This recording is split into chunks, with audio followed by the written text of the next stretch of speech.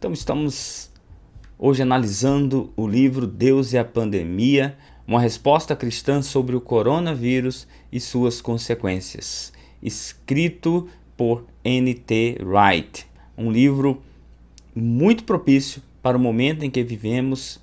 Penso que a igreja cristã precisa refletir mais profundamente sobre esse assunto. Vamos iniciar falando um pouquinho sobre N.T. Wright. Quem é o autor? Seu nome completo é Nicholas Thomas Wright, professor do Novo Testamento e Cristianismo Primitivo na Universidade de St. Andrews, pesquisador na Universidade de Oxford e também bispo anglicano. No Brasil, cada vez mais tem se traduzido livros desse autor e ele nos leva a grandes reflexões. Possuidor de um grande conhecimento bíblico do Novo Testamento, principalmente, mas também do Antigo Testamento, da geografia da Terra Santa.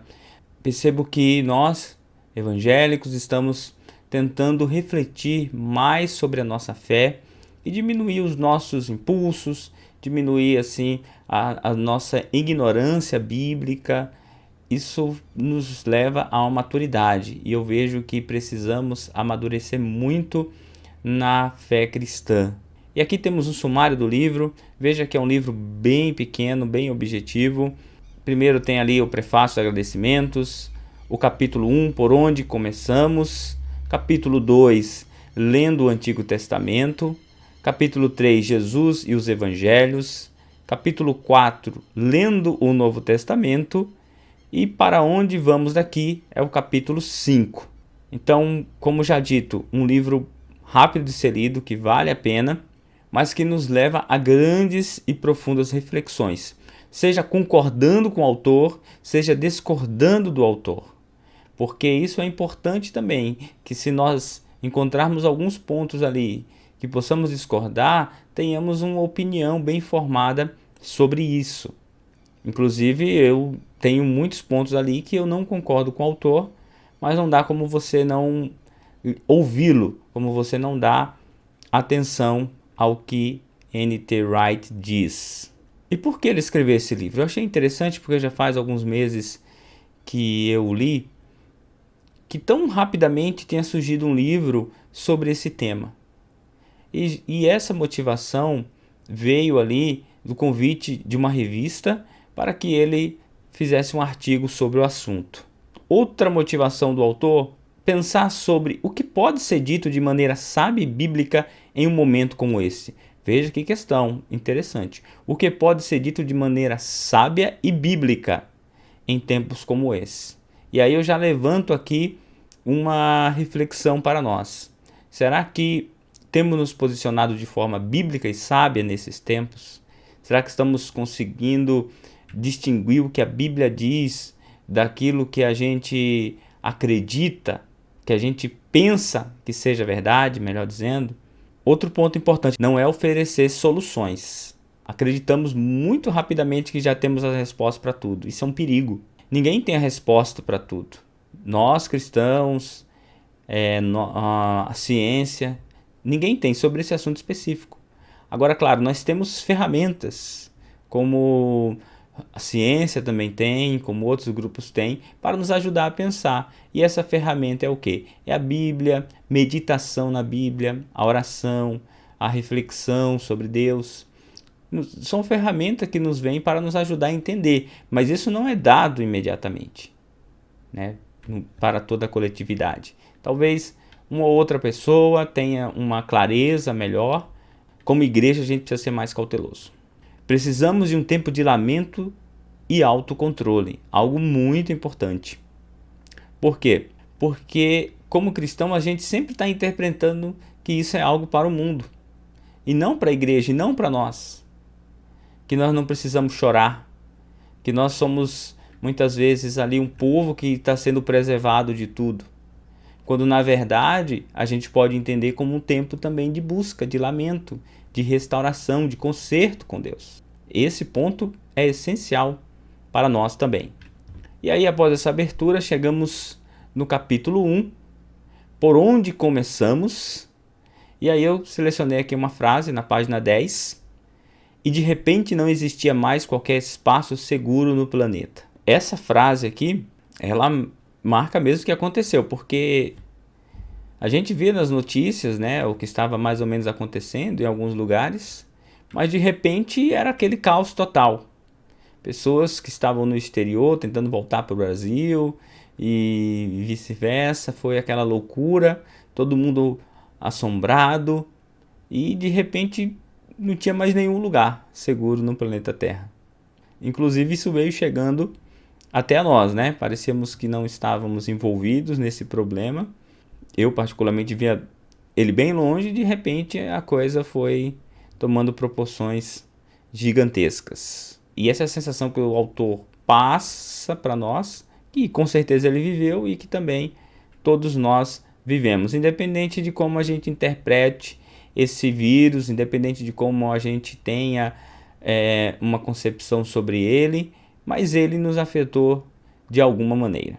E o autor vem falando aqui, quando ele pergunta por onde começamos, ele quer trazer a igreja para o debate, para pensar a sociedade e junto com a sociedade e não ser excluída da reflexão sobre o momento, né? E ele começa falando isso sobre a herança do cristianismo para a sociedade, as contribuições do cristianismo para as sociedades. Ele diz: muito do que tomamos por certo nas atitudes sociais de hoje foi uma inovação cristã. Então tudo começou com o cristianismo primitivo, ajudando as pessoas, socorrendo as pessoas. A sociedade ela era totalmente alienada para isso. E com o tempo, as sociedades foram absorvendo princípios cristãos e incorporando como normais da sociedade. Mas existe uma herança cristã em tudo isso. Existe uma herança cristã nas escolas, existe uma herança cristã nos hospitais, que o autor nos mostra. E ele vai dizer, o nosso papel muitas vezes pode ter mudado, mas a gente não deixa de ser essenciais para momentos como esse, como igreja. E aí ele fala do perigo, né, das muitas ideias que circulam, principalmente pela internet, que muitas vezes mais atrapalham do que ajudam. Olha só, outras ideias por aí, espalhando-se tão facilmente quanto o próprio vírus, algumas com o mesmo grau de perigo. Então, como as ideias, elas viajaram talvez mais rápida do que o vírus. Tanto se a gente pensar do lado alarmista, quanto do lado de que isso não é nada. Como essas ideias iam se espalhando e se encontrando e trazendo uma situação de caos, né? Além do caos na saúde, um caos também nas emoções, um caos no comportamento. E isso é o que o autor mostra, né? Desse momento que nós vivemos com essa pandemia, nos tempos das ferramentas digitais, das redes sociais, etc. E no capítulo 2, lendo o Antigo Testamento, ele vai tentar buscar no Antigo Testamento uma forma de compreender o impacto que os problemas têm no mundo e a origem desses problemas. Por que esses problemas surgem? Né? Como ele disse, não é oferecer respostas, mas é oferecer outros pontos de vista. E aí ele faz um alerta. Às vezes temos a impressão de que o coronavírus fornece às pessoas um megafone com o qual poderão dizer de modo ainda mais acentuado aquilo que desde o início desejava dizer. Então as pessoas já tinham suas opiniões formadas. Políticas, tinham sua opinião formada, religiosa, etc. E com a vinda do coronavírus, elas têm usado o coronavírus para esse objetivo que já existia antes. Seja defender uma ideia política, seja defender uma ideia religiosa, alertar o mundo para a importância de sua religião, né? E isso nós nos colocamos aqui também, o autor vai falar sobre isso, né? Alertar as pessoas sobre Jesus, sobre a volta de Cristo. O coronavírus tem sido usado como esse megafone, que vários grupos o utilizam para pontuar ali as suas ideias. E ele mostra aqui no Antigo Testamento duas situações de sofrimento. A primeira foi o exílio do povo judeu para a Babilônia, por volta do ano 500 ali antes de Cristo, e o livro de Jó, com data assim definida, mas onde os problemas estiveram muito fortes sobre a vida do indivíduo, Jó, para mostrar ali que o sofrimento ele está presente na Bíblia, que a Bíblia trata do sofrimento, tá? E que nem sempre esse sofrimento ele é causa de pecados, como temos o exemplo da Babilônia, uma causa, né, do pecado do povo judeu, mas também Jó, que era uma provação que ele estava enfrentando. Então veja que ali os próprios amigos de Jó foram muito rápidos para dar soluções, para apresentar ali um quadro para Jó, até uma solução.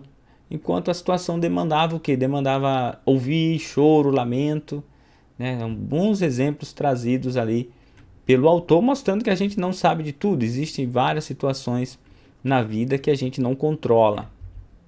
Eu coloquei essa exclamação aqui, esse alerta, porque para mim são pontos chaves no livro que merecem uma atenção cuidadosa para nós se queremos aprender algo com essa leitura. Me impactou muito essa frase na página 14.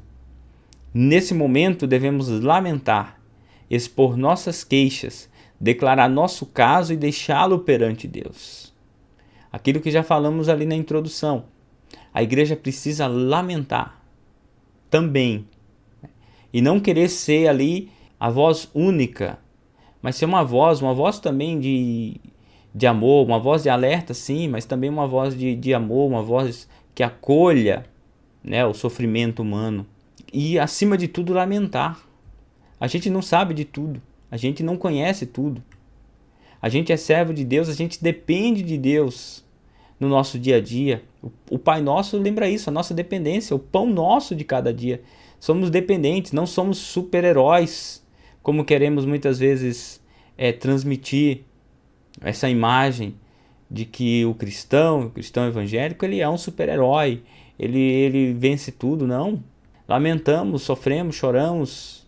Tem pessoas passando problemas financeiros, pessoas passando problemas de saúde, e o mundo está sofrendo, seja por uma ou outra razão. Então é tempo de lamentar também. Muito provavelmente a gente tenha pulado essa etapa aqui e já ido muito para as respostas, já ido muito rápido para os alertas e não para fazer o nosso dever de casa, como se diz, né?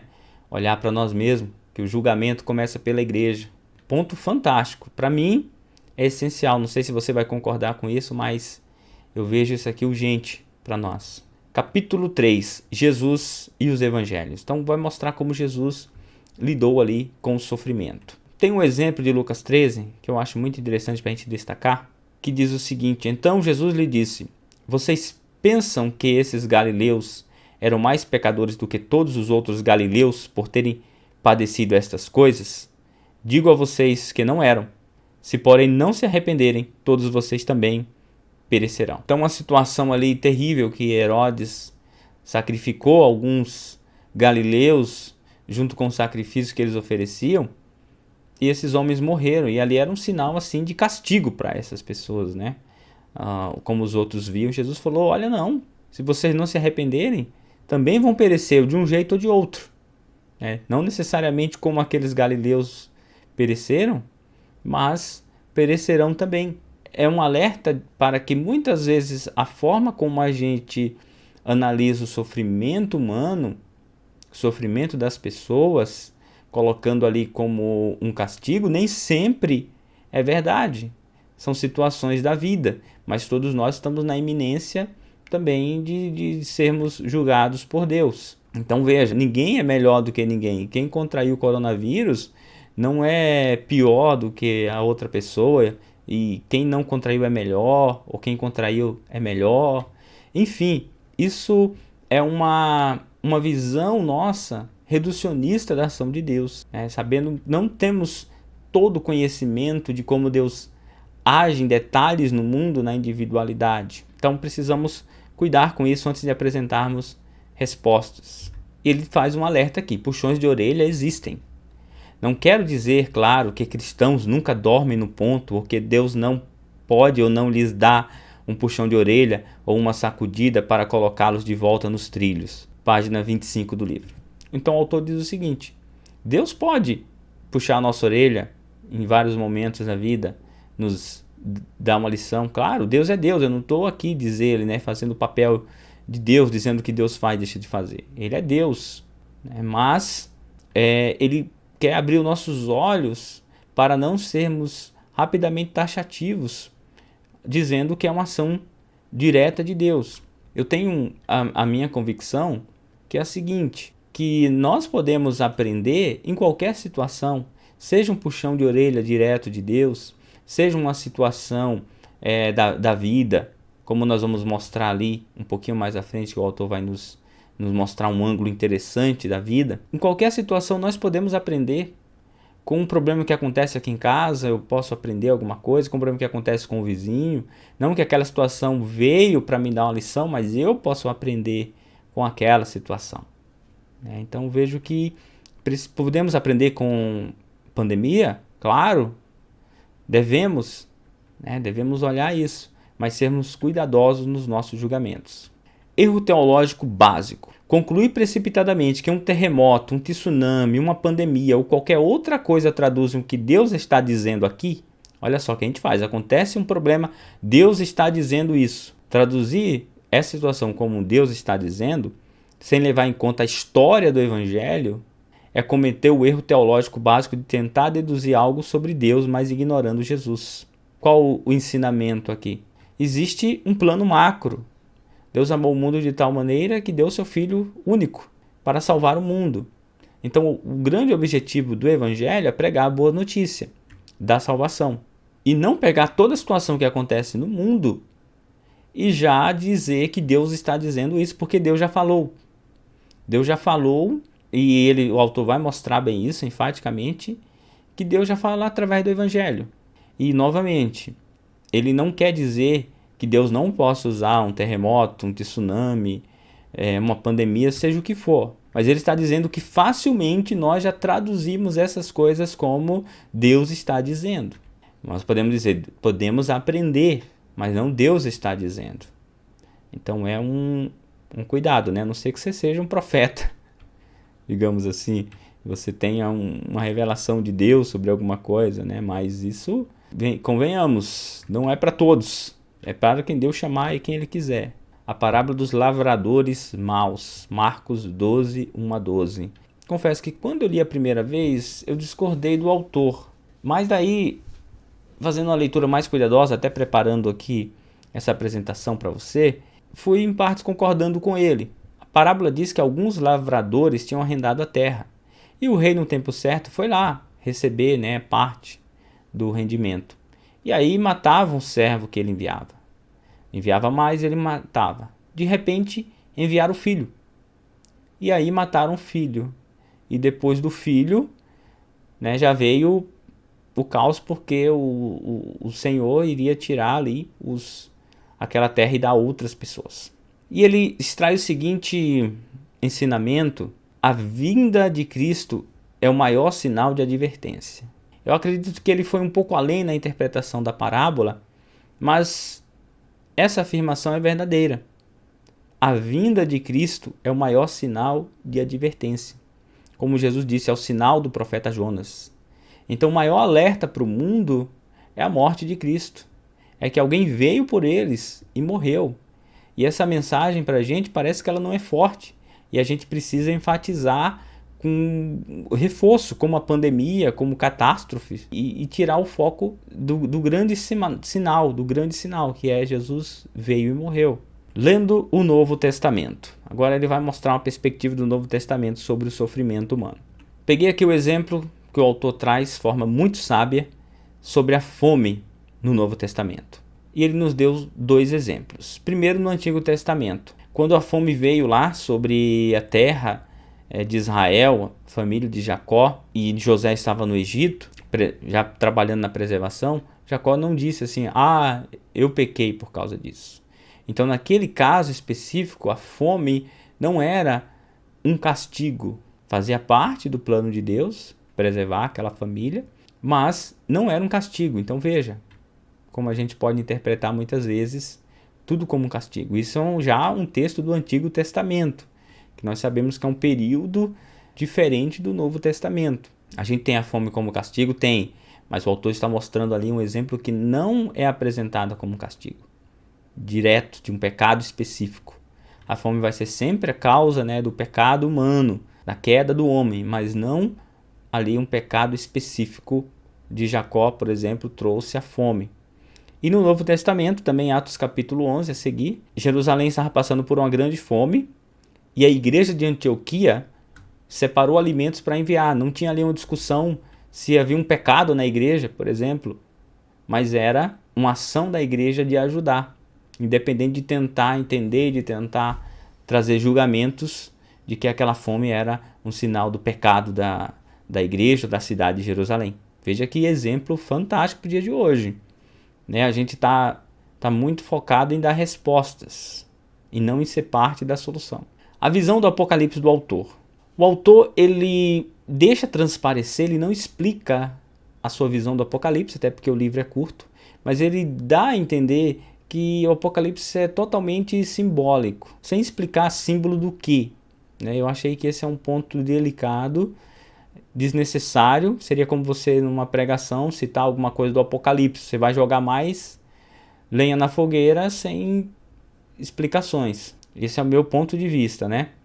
E aí eu já deixo aqui um contraponto, quando ele fala ali das pragas do Apocalipse, que é tudo, dá a entender que é tudo um símbolo.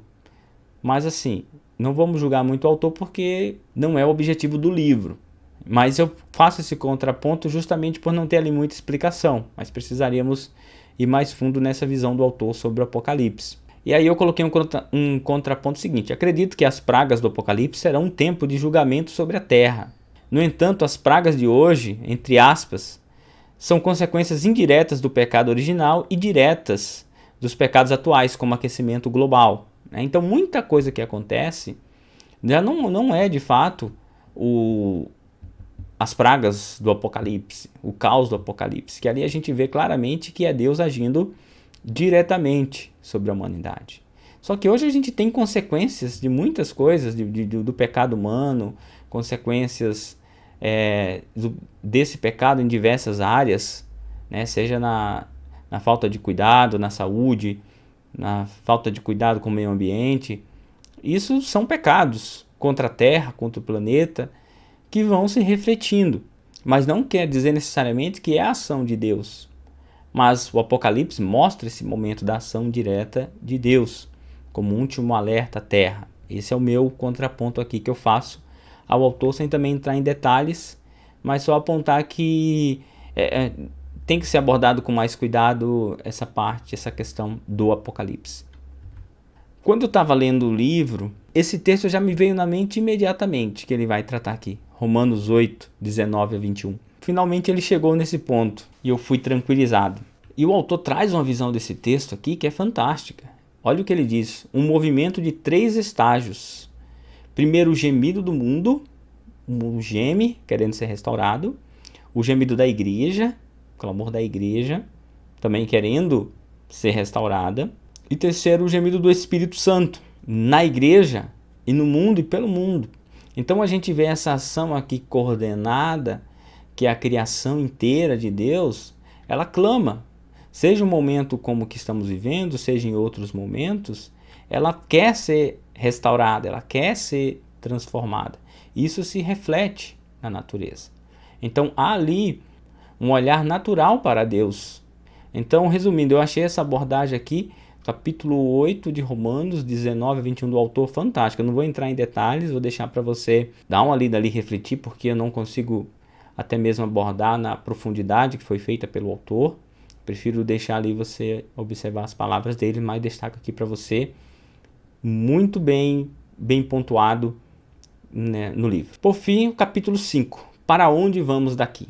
O que vamos fazer? Ou seja, qual vai ser a nossa ação? Um livro que vem refletindo, mas nos chama para a ação o tempo inteiro, especificamente no último capítulo. Olha o chamado aqui de atenção que eu coloquei.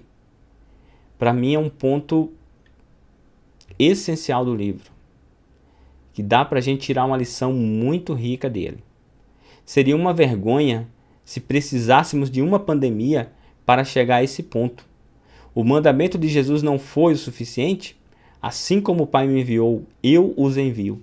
Então parece que a gente está vivendo essa situação e está dizendo assim, é hora de pregar, falar que Jesus vai voltar, usar esse momento para alertar as pessoas do pecado. E aí outro fala, e quando esse momento passar? Será que a gente precisava de uma pandemia para ser enfático em nossa mensagem? Não temos a ordem de Jesus? Ide por todo mundo, assim como o Pai me enviou, eu vos envio? Então a ordem de Jesus é suficiente. Veja o exemplo dos apóstolos, o exemplo da igreja ali primitiva, até o quarto século, que não precisavam de uma catástrofe no mundo para agirem. A gente sabe que houve as perseguições, fizessem com que as igrejas se espalhassem pelo mundo.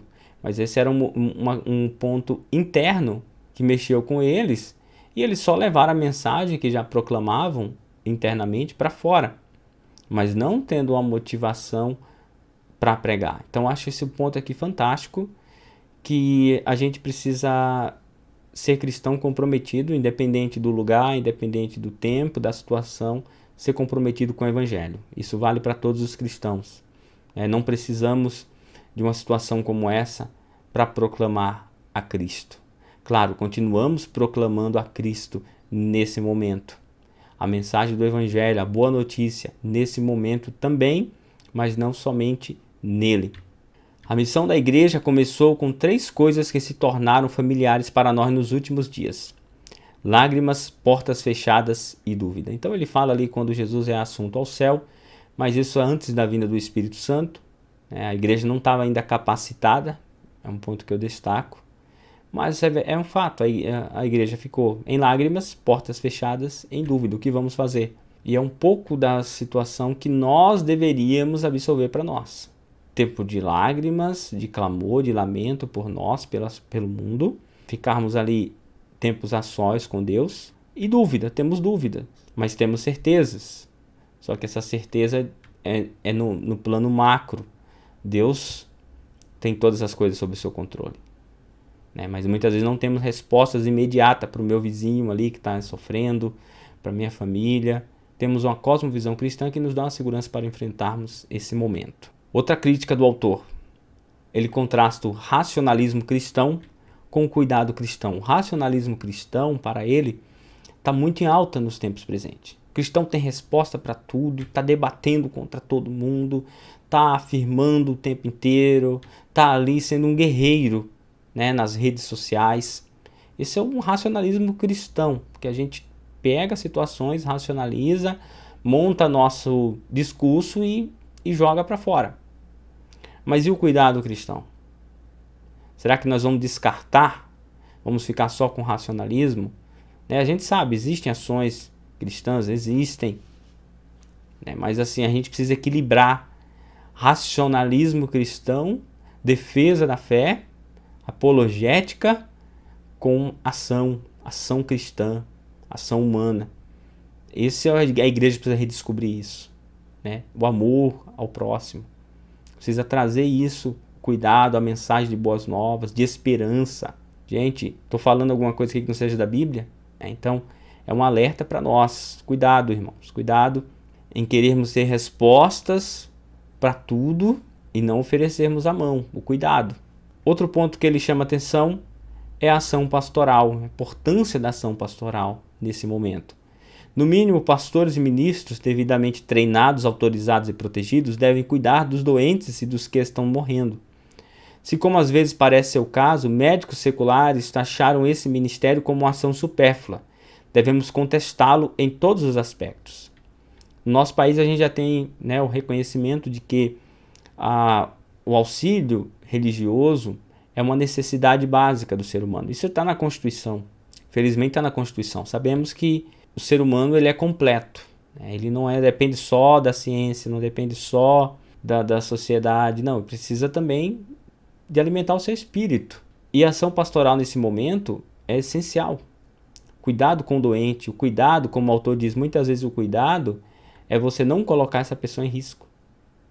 Muitas vezes o cuidado é o contrário do que era antigamente, porque nós temos mais conhecimento. Mas muitas vezes o cuidado é arriscar a vida.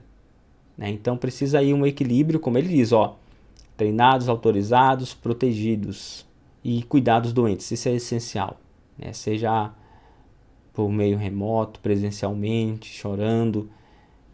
A ação pastoral, tanto de pastores, de líderes, mas também, né, da igreja tem esse papel pastoral, precisa de pedir da sabedoria e a igreja se organizar para dar esse apoio aos doentes.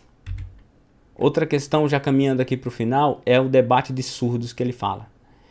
Nesse grande momento, alguns gritam que o mais importante é a saúde, outros gritam que é a economia. E é um debate de surdo porque ninguém se escuta. E o que a gente percebe é que é difícil você sair bem de uma situação como essa, seja qual for o caminho. Muito complicado, o autor aqui não dá respostas, mas ele só mostra que isso é um debate de surdos. Porque não adianta a gente gritar é a economia, porque a gente vai correr atrás da saúde também. Não adianta gritar é a saúde, porque os países vão ter e depois correr atrás da economia. Ou mesmo durante, porque vai chegar num ponto insustentável. Então, o que a gente aprende com isso? Que é uma situação complexa. E que esse debate de valorizar um em detrimento do outro, ele é de surdo, porque ninguém vai se escutar. Ninguém vai escutar um ao outro. E é muito difícil você não ter uma consequência ruim dessa situação. Está já no final, página 71, livro pequeno, menos de 100 páginas. E aqui vem a visão do autor. Acompanhando um pouco as redes sociais, eu acredito que muitas pessoas vão discordar desse ponto de vista, mas o autor é muito corajoso em colocar a sua visão. Primeiro, uma nova forma de cuidado. Existe uma nova forma de cuidado aí. Não é só você ir lá e estar com a pessoa, mas às vezes esse cuidado é você se afastar das pessoas. Protocolo, OMS e outros protocolos, né, que vão surgindo. A importância de cuidar, de ter um protocolo de cuidado para o próximo e para si. Então, N.T. Wright defende que os países ouçam a OMS. Outra questão, a conta vai chegar, seja ela qual for. A ajuda dos governos para salvar empresas, a ajuda dos governos para salvar vidas. Vai chegar a conta. Tem que ser feito, mas vai chegar a conta. Isso é um fato, né? Alguém vai pagar essa conta. Caos financeiro, uma previsão ali pessimista do autor. Caos financeiro sobre o mundo, né? Tendo em vista sua experiência de vida. Sabemos que ele é inglês, a Inglaterra é muito forte ali, os traumas de guerra, as situações pós-guerra ali, de miséria. Então talvez isso influencie muito ali, né, nesse cuidado do autor para o caos financeiro, essa preocupação do autor para o caos financeiro. Ou melhor, não uma preocupação, mas um alerta. E ele vai finalizando falando sobre Mamon, o deus da riqueza. Obviamente, Mamon exige regularmente sacrifícios humanos. É por isso que os mais pobres sofrem mais risco em meio à situação emergencial atual, página 71. Então, quando você está numa situação de caos, as pessoas vão usar suas reservas financeiras. E quanto mais pobre, menos reserva a pessoa vai ter, a ponto de não tê-la nenhuma. Então vai sofrer mais nesse momento. E é o contrassenso aí, né, da riqueza, do mundo que a gente vive, que quem tem menos vai pagar mais. E aí ele ainda faz aqui uma comparação entre Mamon e Marte, que é o deus da guerra. Mamon é uma divindade poderosa. Nossos líderes sabem como é difícil apaziguá-lo, pois quando isso falha, Marte, o deus da guerra, está sempre por perto. Então olha que visão aqui do autor. Para enfrentar situações difíceis financeiras, ninguém vai querer ficar em aperto financeiro. E vai gerar o quê? Vai gerar guerra, vai gerar conflitos, vai gerar reclamação de todos os lados, de todas as camadas da sociedade. Isso vai gerar conflito. Guerra, não necessariamente aqui uma guerra mundial, né? Mas um conflito interno, um conflito nas sociedades. Governantes vão ter ali o seu mandato em xeque e por aí vai. Então, é Mamon agindo e é Marte agindo, né? Mitologicamente falando, a guerra vai dando lugar, porque quando falta dinheiro, ou quando se tem o foco no dinheiro, a guerra vem junto para garantir ali interesses. Um alerta do autor para nós. Dessa forma, quero te agradecer. Sei que a dica de livro hoje não é um livro fácil de digeri-lo, mas importante, gente. Precisamos, como diz o autor, lamentar e meditar profundamente na palavra. Mais do que respostas, as pessoas precisam ali de presença da igreja, pregando o evangelho, a boa notícia de salvação. Deus abençoe, te espero no nosso próximo vídeo. Até mais.